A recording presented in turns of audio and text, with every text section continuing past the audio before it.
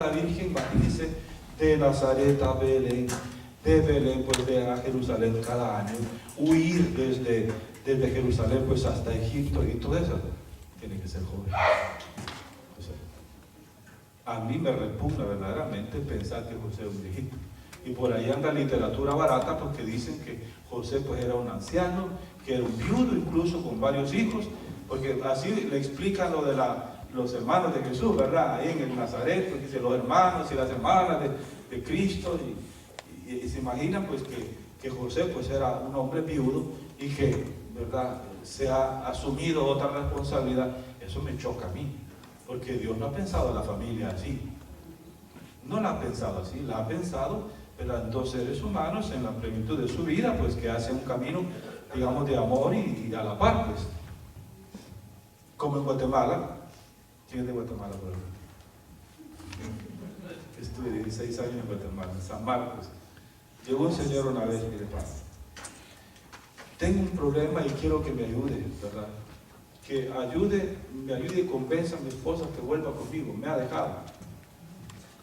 Y me dejó, ¿verdad? Y se fue con su mamá y yo estaba tan bien y ella conmigo, ¿verdad? No le faltaba absolutamente nada. Lo tenía todo, le había comprado, las comodidades estaban conmigo. ¿Y usted cuántos años tiene? Le digo, 70 años. Pobrecito, pero yo pues necesita pues ayuda y todo. Y pues sí, yo compadeciendo. ¿Y su esposa cuántos años tiene? Le digo, 13.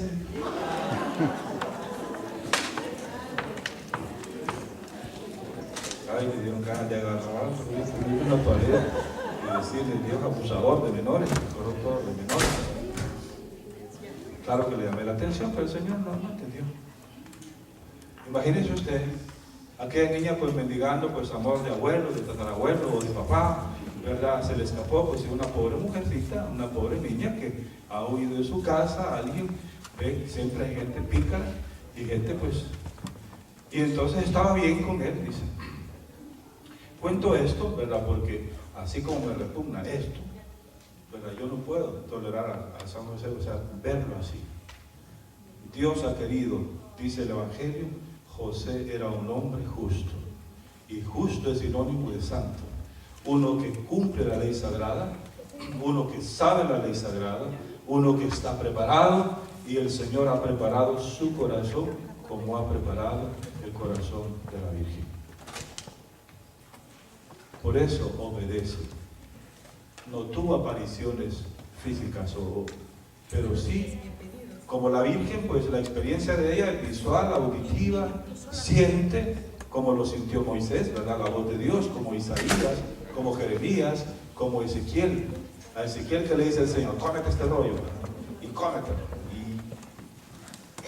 Pero predica esto al pueblo de Dios. Una experiencia sensitiva. José dice que a través del sueño. Las intervenciones que habrán con José justamente son el sueño. Esta vez para que asuma su paternidad responsable y que dé el nombre, era él el papá, el responsable que daba el nombre al hijo. Y le pondrás Jesús. Y Jesús significa, Yeshua, significa el que salva al pueblo de sus pecados. Muy significativo este nombre. Jesús el Salvador del mundo, el que salva al pueblo de sus pecados. Y ahí viene la misión, viene la buena noticia, viene cuál será el proyecto de este Señor, rescatarnos, liberarnos, todo lo que Él dice al inicio de su misión. El Espíritu del Señor me ha enviado a anunciar buena noticia, salud, perdón, libertad, salvación. Entonces, importante. Segunda vez que San José, el ángel le llama, pues es apenas nacido el niño. José toma al niño y a su madre y huye a Egipto. Lo hace. Cuando el rey Herodes muere, ya se murió el que tenía el que quería matar al niño, regresa de nuevo a Jerusalén y José obedece. Bien, queridos hermanos, vemos esto, por tanto, quisiera, por lo menos al mencionar pues, sobre la anunciación de la Virgen, también lo de José, para que vean cómo el Señor ha querido esa colaboración, cómo ha querido preparar el corazón de la persona, ¿verdad?, de estas personas para acercarlas a Él. El Señor a quien llama le da un carisma. De San José, ¿podía vivir la castidad perfecta? Sí, sí es posible. Es posible, el Señor llama incluso a la virginidad hoy y es posible vivirla. Es posible vivir en castidad perfecta a quien se le concede este don y esta vocación para que se dedique a servir al Señor con un corazón no dividido a su proyecto para que le sirva enteramente. Esto es posible y es una vocación dentro de la iglesia que sí que tenemos que luchar, ¿cierto? Toda la basura que nos está dando el mundo en las redes sociales y en todo eso pone en peligro también hasta la castidad, el celibato de los sacerdotes, de los obispos, todo. ¿Por qué? Este mundo, el enemigo, pues apunta y trabaja fino, con tal de corromper, no digamos a los más débiles, sino también a los que están con grandes responsabilidades, porque si hago caer esa cabeza, pues todos los que están bajo su responsabilidad se desaniman o pierden la fe o se van. El diablo trabaja duro, así. Por eso San Pedro nos dice, ¿verdad? Sean sobrios, sean fuertes, ¿verdad? Vuestro enemigo el diablo, como león rugiente, busca a quien devorar, resistan firmes en la fe. Entonces, queridos hermanos, pues, al hablar de la anunciación, por tanto, es la encarnación de nuestro Señor. No hay en otras religiones, óigalo bien, no hay otras religiones donde este dato esté. La novedad del cristianismo es que este Dios en que creemos justamente es un Dios encarnado. Esto no entra a los griegos, no entra, digamos, a los paganos. Por eso dice, si este Dios que se ha hecho carne todavía ha venido a dar la vida por nosotros en la cruz y resucitando, toda esta afirmación, toda esta doctrina, estas verdades de fe, para los racionalistas, los griegos, les parece necedad, les parece ilógico un Dios siendo puro y siendo perfecta, la perfección por excelencia, asuma nuestra condición humana, asuma la carne que era considerada mala, la carne. El Dios encarnado, esta palabra que ha hablado y ha animado al pueblo, que tome rostro y figura en Jesús de Nazaret, esta es la novedad del cristianismo. Diferente a Buda, diferente al hinduismo, diferente al colochón de Sai Baba, diferente al confucianismo, diferente. Toda la novedad es que este Dios se ha acercado a nosotros para redimirnos y para asumir nuestra condición humana en todo semejante a nosotros, menos en el pecado. Todas las alegrías, todos los dolores y mucho más, Jesús los ha asumido, para que ninguno de nosotros pueda decir, este Jesús no me comprende, este Jesús me ha abandonado. Su misma madre, pues, ¿quién como ella ha sufrido mayor dolor? Nadie. Entonces ven cómo asume esta naturaleza. Este mundo, San Mateo se encarga de darnos la genealogía de Jesús, todas las generaciones que pasaron, digamos, desde Abraham hasta David, de David pues hasta el exilio, del exilio hasta Cristo, para decir que Jesús se ha encarnado en una historia concreta, en una historia hecha por hombres, pero guiados por la voluntad de Dios, ese antiguo pueblo que ha sido preparado como una historia, podríamos decir el Antiguo Testamento, lo puedo decir caricaturescamente, el Antiguo Testamento como la historia de Jesús antes de nacer, la historia de Jesús antes de nacer, cómo el Señor fue preparando este pueblo, ha hecho alianza con este pueblo rebelde, no le hace caso, siempre desobedece, y por eso los sufrimientos que tuvo, exilios, invasiones y todas estas pruebas han sido muchas veces por ser de cabeza dura y de corazón duro. Por eso el proyecto de Dios, ¿verdad? Nuevamente, en pleno exilio, hacia el año 500 y tantos antes de Cristo, Ezequiel capítulo 27 dice, los reuniré de donde están dispersados. Los reuniré de nuevo, está pensando en la iglesia. Los purificaré con un agua pura, bautismo.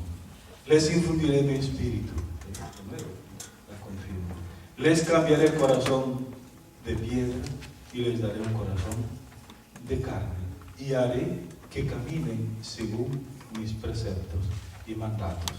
Es el nuevo pueblo de Dios, el nuevo pueblo que Jesús vendrá a conquistar. Dentro de ese gran pueblo hebreo, podríamos decir, ese pueblo, ese reino de Dios que comienza con sus discípulos, su iglesia, como Jesús la pensó, como Jesús la quiso, como Jesús la instituyó y fundó. No una iglesia solo espiritual, como dicen los protestantes, es una iglesia jerárquica, una iglesia que le da columnas, y esas columnas se llaman apóstoles, y la cabeza de esas columnas se llama Pedro. Le guste o no le guste, pero así es la iglesia de Jesús, una iglesia jerárquica, pero por tanto servidora, una iglesia, pues, instrumento de salvación, en donde que ha recibido la misión de realizar todo lo que Jesús ha realizado por nosotros. Esas son las consecuencias, por tanto, de la encarnación. Ese Dios que baja, pero vino para quedarse, para caminar con su pueblo. Dios caminó de muchas maneras con su pueblo en la antigua alianza. Jesús hoy sigue caminando con su iglesia, sostiene su iglesia, defiende su iglesia. Esta iglesia no se puede hundir, ni con las mayores herejías y apostasías que puedan darse en este mundo, ni con las peores persecuciones. Miren el Papa cómo ha lamentado, pues, el que dos jóvenes hayan sido crucificados hace poco, ¿verdad? Allá en por Irak, ahí por esas tierras. Como ISIS, ¿verdad? Que quieren, pues, un poco ahí, pues, volverse como un estado, como un imperio, lo que sea, en la mente de estos muchachos, pues, terrible. Y toda la hazaña contra el cristianismo, toda la hazaña contra el cristianismo. Entonces, la iglesia, por tanto, con todas esas cosas que nos dan miedo, con los anticristos y todos los diablos que se unan y se agarren, ¿verdad? Y quieran atacar la iglesia, no podrán destruirla. No pueden destruir esta iglesia, porque Cristo la sostiene y porque es Él que con su Espíritu Santo le sigue dando vida. Esa vida la recibe de Cristo, esa vida la recibe de la palabra, de los sacramentos. Ya digo, las puertas del infierno no prevalecerán. Otra manera de decirlo es que todos los diablos en conjunto se unan para atacarla, no podrán, porque se tratará de combatir con Cristo, y ahí está el victorioso ya. A Él la gloria, dice, al Dios, el vencedor, y al Cordero, toda alabanza, todo poder, toda gloria, todo honor, toda bendición. Es el cántico del Apocalipsis, ¿verdad? Que dice la victoria de este Mesías, de este niño que nace por nosotros, que toma figura humana y que ha querido incluso quedarse en cada uno de nosotros y ha querido ser servido en nosotros, en los humildes y sencillos. Qué misteriosa presencia de Cristo. Tuve hambre y me diste de comer. Por tanto, pues no pensemos en la encarnación, la anunciación como algo del pasado, sino como algo del presente tan actual. Cristo ayer, Cristo hoy, Cristo el mismo ayer, hoy y siempre. Bien, queridos hermanos, hemos visto la colaboración que Dios pide a María, el sí que nace de María, libremente, espontáneamente, con toda su mente, con todo su corazón, un sí femenino que se mantiene desde la íntima, desde la anunciación hasta el final. Y quiero solo recordar, así como para hacer síntesis de la misión de María, como la iglesia nos la presenta. Si vamos a la Lumen Gentium en el Concilio Vaticano II, ahí hay unos 25 números, se llama Lumen Gentium. Luz de la gente es cuando habla en el capítulo 5, parece, sobre el papel de la Virgen María. Son como 23 numeritos que los que no han estudiado, pues, teología, a lo mejor, pues ahí está la síntesis del Concilio Vaticano sobre la figura de María, sobre ese papel de la Virgen, que es bonito. Si ustedes van a internet, ponen María en el Concilio Vaticano II y ¡fua!, le da todo eso. Entonces, para ordenar las ideas sobre el rol, sobre la misión, el papel que Dios le confió a la Santísima Virgen María. Primero, en el proyecto de Dios, purísima, llena de gracia, bienaventurada, me llamarán todas las generaciones, bendita tú entre todas las mujeres. Segundo, María íntimamente unida a Cristo, desde la encarnación, ¿verdad? A Jesús infante, Jesús niño, Jesús adolescente, Jesús en su vida pública, Jesús al pie de la cruz, Jesús en la cruz, María al pie de la cruz, lo que hemos celebrado el 15 de septiembre, ¿verdad? La dolorosa, Nuestra Señora de la Soledad, Nuestra Señora de los Dolores, como la iglesia la recuerda. Entonces, María, acompañando a Cristo, ¿verdad? En su misión. Hay una frase que no es dogma de fe todavía, pero están trabajando para decirle: María es corredentora. ¿No han oído hablar de eso? Corredentora ya es porque es una reflexión muy profunda. Es decir, el Redentor se llama Cristo, pero con Él está una madre que le acompaña. Y con Él está, y sigue estando, porque ha glorificado Cristo y resucitado, también su madre comparte ese destino y esa promesa. Entonces, María acompañando a Cristo hasta la cruz, ¿sí? Recibiendo de Cristo la misión, o como la unción, podríamos decir, para ser madre de todos nosotros después. Juan, he ahí a tu madre, he ahí a tu hijo. Juan nos representa a nosotros. Juan nos representa ahí. Y María, pues, acepta esa misión que Cristo le da. Y cuando los apóstoles están en Pentecostés, esperando Pentecostés, dice: María está con los apóstoles. Y cuando viene Pentecostés, María queda llena otra vez del Espíritu Santo y comienza con los apóstoles la misión. Se va con Juan a Éfeso, vive en Éfeso, ahí hay una casa de la Virgen en Éfeso, yo no conozco, pero al final María regresa a Jerusalén. ¿Cuántos años podría haber tenido la Virgen cuando recibe esa misión en la cruz? ¿Cuántos años? Tenía 15, digamos. Más 33, póngale. 48. ¿Está viejita la Virgen? No.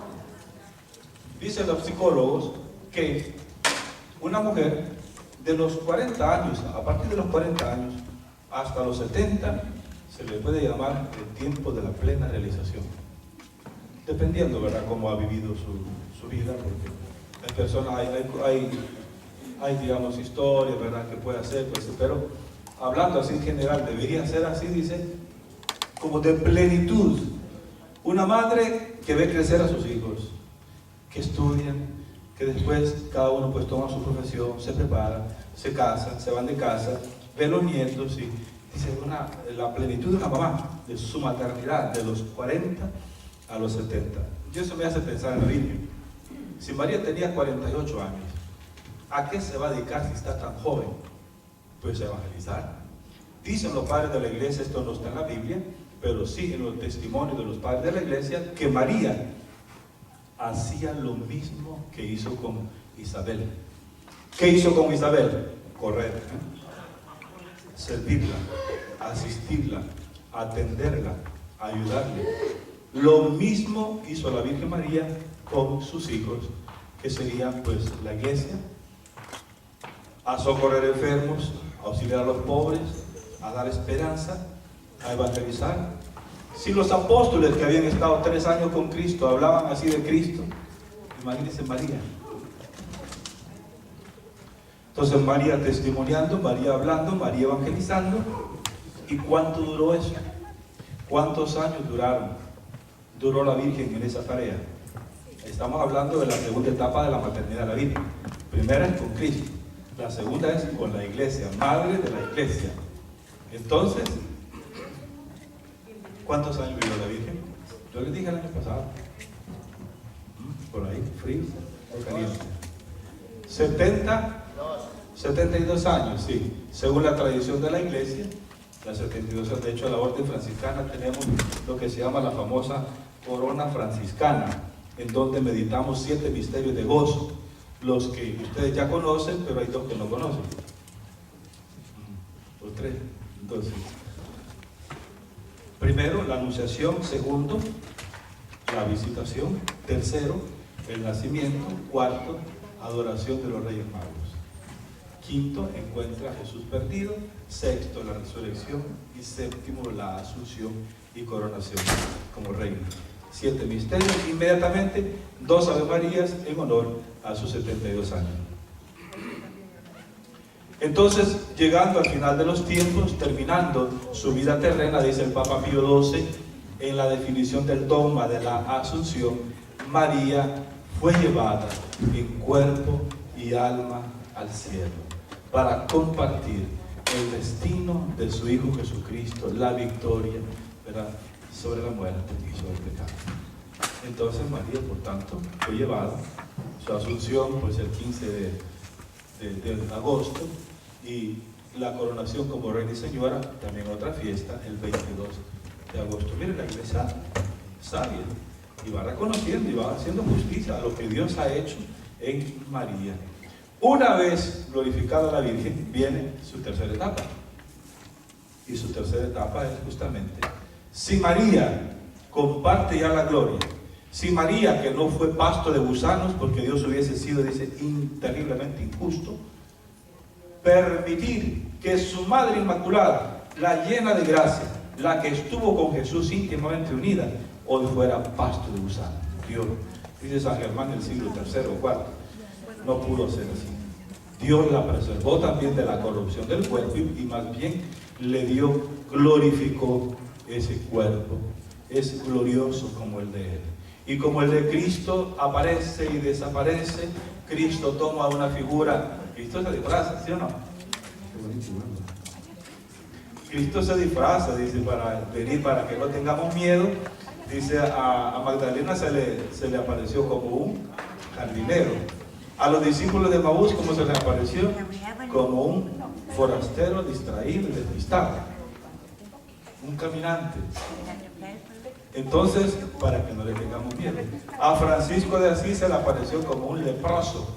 Francisco de Asís le daba repugnancia a ver los leprosos y se alejaba de ellos.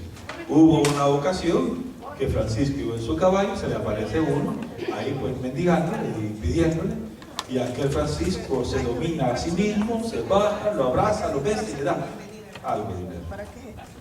Cuando ve para atrás, no existe, ¿verdad?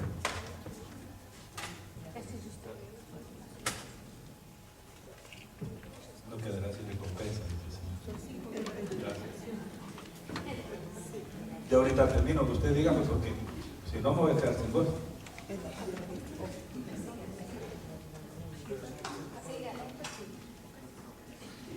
Tal vez un canto si le vamos a pedir a los hermanos que hagan solo una pausini para una pausini. Sí, dígame, hermano.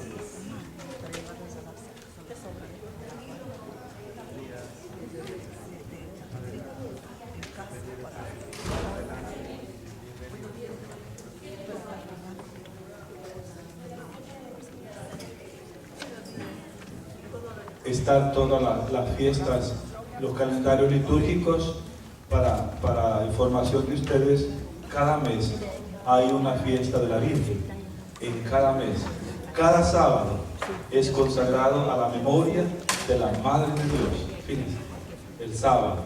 Y cada mes hay fiestas en honor a ella. Hay veces como es agosto, ¿verdad? Como agosto, pues hay dos. Hay otros meses también, ¿verdad?, que se le recuerda. Basta ver en los calendarios litúrgicos y sacar todo, la Natividad de la Virgen, por ejemplo, en septiembre, la Natividad de la Virgen en septiembre. En diciembre, pues el 12, que aquí hay. Ahora, vamos por ahí.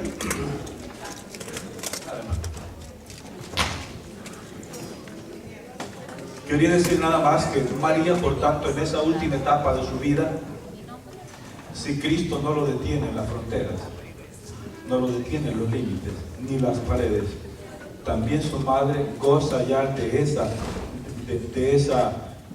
ese privilegio. Su maternidad lo puede ejercer para todos sus hijos y puede ella estar escuchando a sus hijos de los 5 continentes que le claman cada momento. Ella puede atender, ella no es diosa, evidentemente no es diosa, no quiero decir eso. Por eso ascensión es Cristo que sube por su poder y asunción es María llevada en brazos. Así la representa el arte cristiano de los primeros siglos. Es lindo allá en Jerusalén, está el sepulcro vacío de la Virgen, yo lo vi, como está el sepulcro de Cristo, lo he tocado, lo he besado, el sepulcro de la Virgen también, custodiada por una gran basílica, una gran iglesia antigua, cuidada por sacerdotes griegos. Bien, cristianos. Entonces, quería decir pues que la Virgen Santísima, que si ella goza ya de ese privilegio, María pues decía, ahí está representado un ícono donde es Jesús que lleva a su madre en brazos para introducirla en el reino celestial. Normalmente vemos a la Virgen, es la Virgen con el niño, pero ahí es al revés, es Jesús con su madre santísima. Qué lindo eso. Entonces, esa etapa de la Santísima Virgen María, pues, es la que nosotros podemos entender, podemos invocar.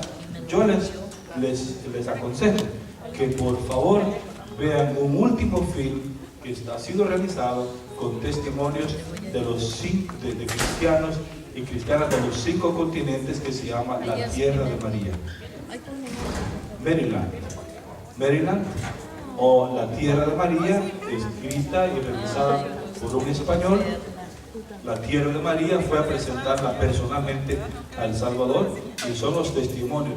Ese papel hermoso de la Virgen María, digamos, en la iglesia, cómo es que ella, digamos, viene en auxilio para defender, acompañar a sus hijos, y entonces cómo el pueblo de Dios la invoca y cómo también ella sigue actuando. Algunos emigrantes, por ejemplo, cuando vienen a los Estados Unidos, he oído testimonio que en el camino una señora le dio agua, una señora les orientó, o que una muchacha, o que una... En plena guerra ahí en El Salvador, allá en el 89, le contaba a una familia que en aquel momento pues, de muerte y de bombardeos y de cosas en la capital de El Salvador, llegó una muchacha, dice, elegante, iba de casa en casa. Entonces estuvo con ellos, ¿cómo están? ¿Verdad? ¿Qué les pasa? Miren, pero era una visita que como que los dejó bañados de una serenidad, de una tranquilidad. Llega el momento del almuerzo y les dice, quédese con nosotros, vamos a almorzar ahorita. Le dice, no, andaba con un canastillo, dice, un canastillo, unas cositas que tenía ahí. Dice, voy a visitar a otros mis hijos. Ahí cayeron la cuenta que era una visita extraordinaria. Ellos dicen, bueno, será la Madre del Cielo. Pues yo estuve en Medjugorje cuando bajaba de la montaña con otro fraile. Entonces, no, cuando subíamos, ¿quién estuvo en Medjugorje de ustedes? ¿Alguien? ¿Será que es muy bonita para subir? Aquellas rocas enrolladas, puntiagudas y que espinan y feo. O sea, no hay santuario arriba, el santuario está abajo. Entonces, iba subiendo, cuando yo veo una niñita como de 8 años, un vestidito blanco, peinadita, pero descalza, con un rosario en la mano. Y a mí rápido viene a mi corazón, la corazonada. Somos nosotros los que tenemos grandes y adultos que tenemos que hacer penitencia, no estos niños. Pero después ya la memoria y la fantasía también hiciera así, hiciera ella.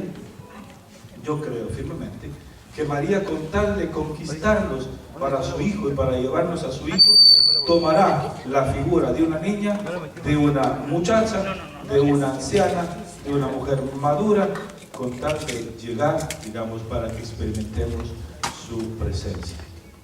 Mi cuñada pues estaba tan afligida un día en el hospital con su hijo, que mi hermano había echado medicina para ratas, y entonces hay unas de ese paisito que lo pintan de rojo, pero le apetece la rata. No sé si eran unas pastillas así, pero el niño se introdujo una en la boca. Mi cuñada logró verlo e inmediatamente se sacó y todo, pero se desvaneció el niño. Eso era a las 5 de la tarde, a las 10 de la noche, y el niño estaba desplomado por ahí. Mi cuñada lloraba porque yo fui a verle en la penumbra ahí de la habitación, invocaba a la Virgen de Guadalupe. Invocaba, imagínense una mamá pues desesperada ahí. Dice que en ese momento ella vio la silueta de la Virgen, ¿verdad?, en la pared, y en ese momento el niño despertó. Entonces, yo digo que son experiencias que cada uno podría contar, ¿verdad?, de esa cercanía de la madre, pues que viene a nuestro auxilio, está con nosotros. No solo el Emmanuel, el Dios con nosotros, sino que nuestra religión ha querido el Señor, ese rostro materno de Dios, ¿verdad? Que se acerca a nosotros para verdaderamente sentirnos una familia en torno a la mamá. Qué feliz la mamá que tiene en torno a sus hijos, que los vea todos juntos. Qué sufrimiento y qué dolor cuando hay uno que no ha llegado, cuando hay uno que pues se ha perdido. Qué dolor. He visto eso, he sido testigo de eso. Pero como vemos el papel de la Virgen, entonces ya en la mente de Dios, purísima, inmaculada, llena de gracia, con Cristo, a Cristo fielmente unida en su infancia, su adolescencia, su vida pública, en la cruz, al pie de la cruz, esperando Pentecostés. Con la iglesia, desde sus 48 años, podríamos decir, a sus 72 años. Y después de su gloriosa asunción, ejerciendo su maternidad para la Iglesia universal. Por eso la Iglesia la llama Madre de la Iglesia, Madre nuestra. Y hay un canto que dice: tengo en casa a mi mamá, pero mi mamá son: tengo en casa a mi mamá. Entonces, sí, y dice, pero mi mamá son dos, pero yo diría son tres, ¿verdad? Son tres porque es mi mamá biológica, mi mamá la Virgen Santísima, y mi mamá la Iglesia, porque decimos, bueno, la Santa Madre Iglesia, nuestra Madre la Iglesia. Son tres mamás, entonces. Todavía para que nos sintamos al oído. La guitarra está desafinada, pero... Muy bien, hay un canto ahí, junto a ti María, se lo sabe. Sí. O después lo toque. Bueno, pongámonos de pie, por favor. Ave María Purísima.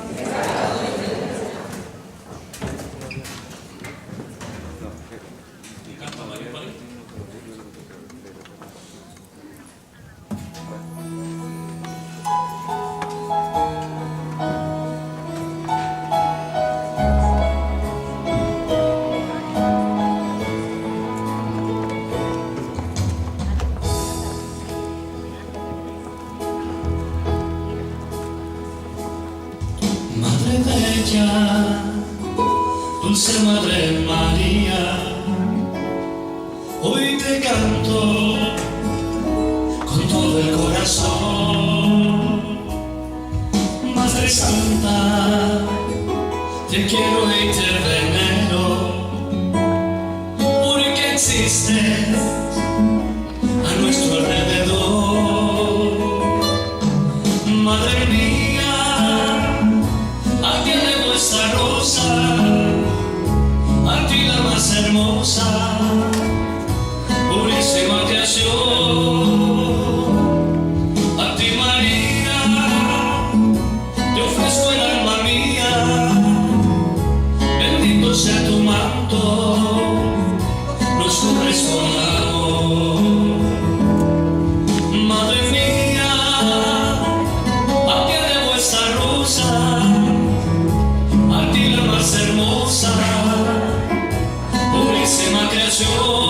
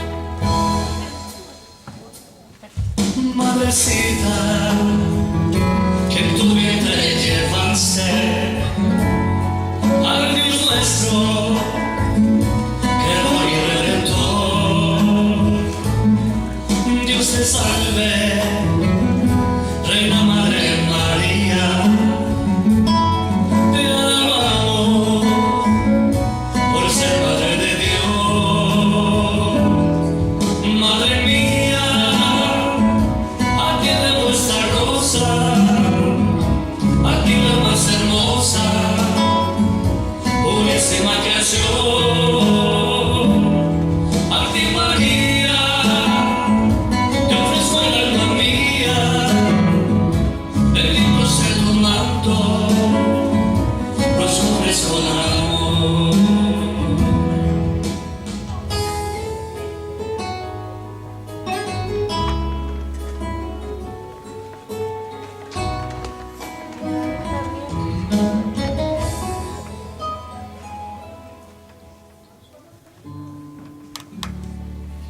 Junto a ti, María, como niño quiero estar.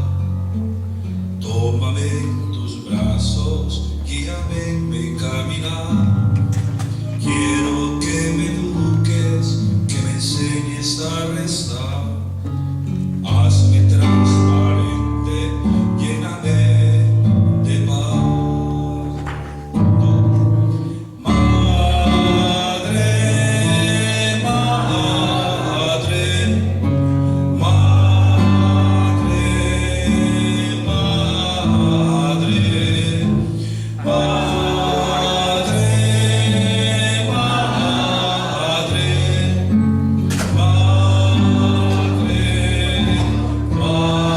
madre, gracias, Madre mía, por llevarnos a Jesús. Haznos más humildes, tan sencillos como tú. Gracias, Madre mía, por abrir tu corazón, porque nos congregas y nos das tu amor. Madre, madre, madre, madre,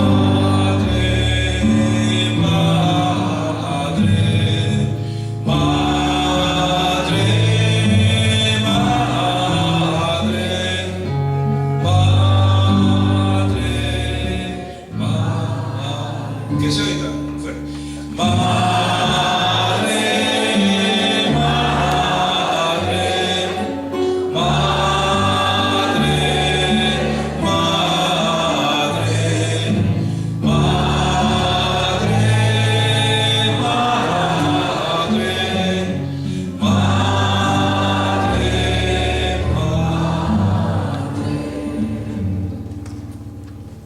Ave María Purísima.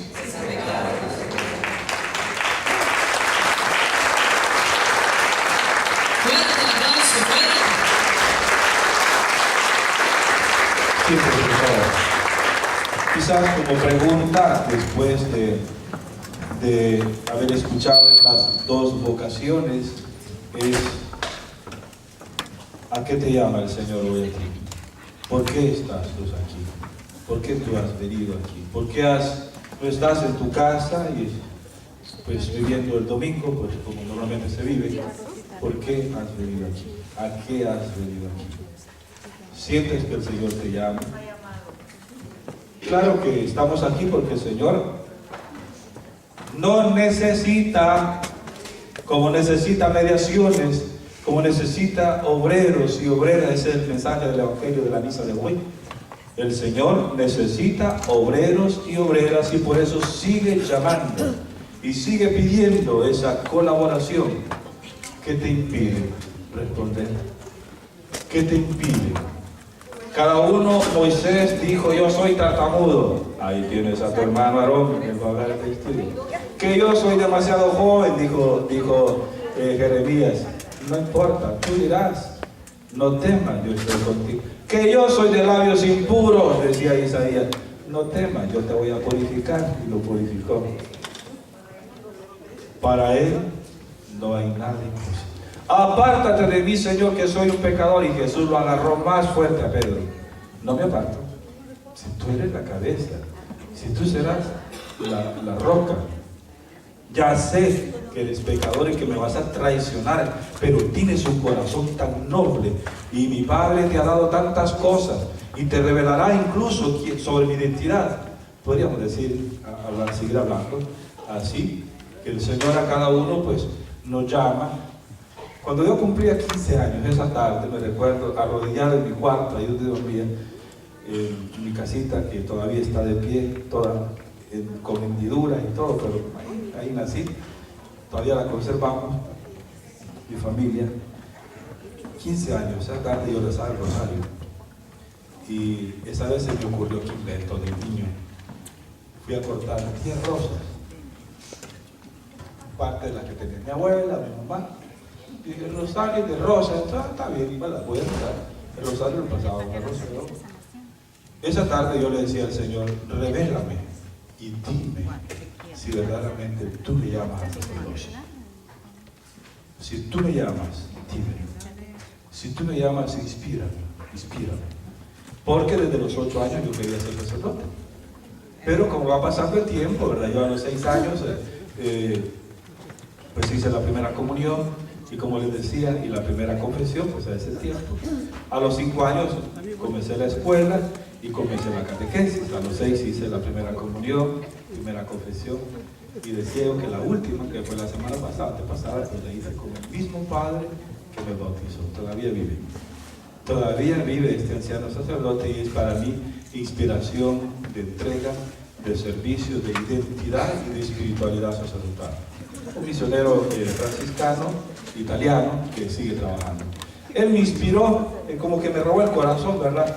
Y de pequeño pues me gustaba estar con él, y cuando llegaba, por supuesto, no era de todos los días, sino que a los tiempos. Pero una simpatía, mi abuela a veces le hacía la comida, cuando llegaba, pues sí, eso, así comenzó. Entonces yo le dije que quería ser sacerdote, y yo pensaba, me voy a ir, pues si me voy con él, me voy a parecer a él, voy a ser como él. Y nació en eso, en mí. Yo le contaba a mis primos y yo iba a ser sacerdote. Y como seguía siendo el niño